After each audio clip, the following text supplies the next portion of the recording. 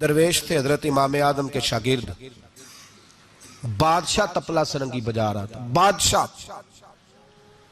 तो पहुंच गए। बादशाह के उठा के ना वो तपला सरंगी तो जोर से मारा, जमीन पे टूट गया सारा कुछ। बादशाह ने शेर रखा हुआ था।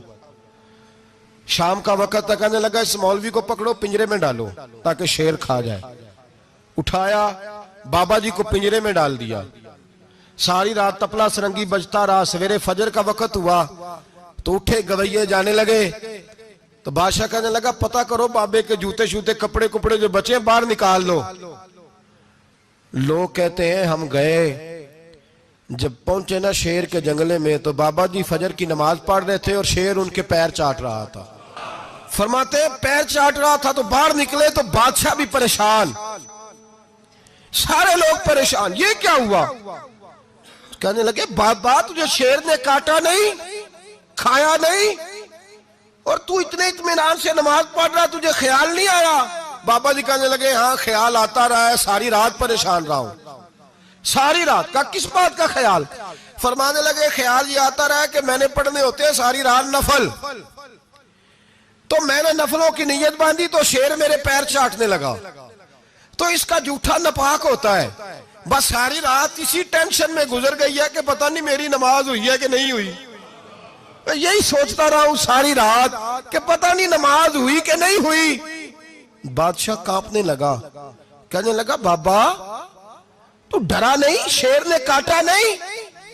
तो आप फरमाने लगे तू जब किसी को सफीर भेजता है तो तेरे सफीर को कोई कत्ल करता है, कोई बादशाह पकड़ के मारता है? कहा नहीं। फरमाया क्यों? कहने लगा उसे पता है बादशाह का नुमाइंदा है। आप फरमाने लगे बादशाहों के नुमाइंदे तगड़े होते हैं, मैं तो रब करीम का दोस्त हूं, तो जिस रब करीम के दीन के लिए मैं निकला हुआ मुझे लवारस छोड़ देगा, मेरी परवाह ही नहीं करेगा? मैं खबरदार, आज के बाद अगर तूने गैर शरई हरकत की तो फिर तुझे टोकूंगा, फिर तुझे रोकूंगा, फिर तुझे मना करूं। अल्लाह के वली मैदान अमल में रहते, वो नाजायज चीज से रोकते।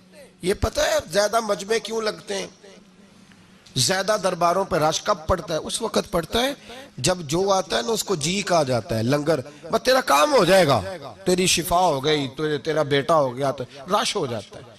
जो आने वाले को कहे ना पहले नमाजें पर 5, दाढ़ी रख, दीन सीख, अल्लाह अल्लाह कर, वहां रश नहीं होता। कहते पीर साहब की तो करामत ही कोई नहीं, तो मौलवी है, तो सीधी सीधी नमाजें पढ़ा रहे हैं।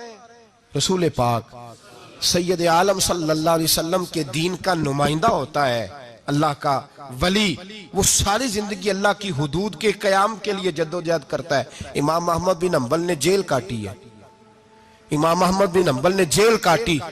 आप फरमाते हैं बादशाह वक्त ने उसको मैंने गलती पे रोका तो मुझे कैद कर लिया, और कैद किया जब उसने तो जेल काटी, इतनी जेल काटी, इतनी जेल काटी, इतने कोड़े मारे कि इमाम अहमद बिन हंबल का सारा वजूद खून से भर गया, कपड़े सारे खून से आलूदा हो गए।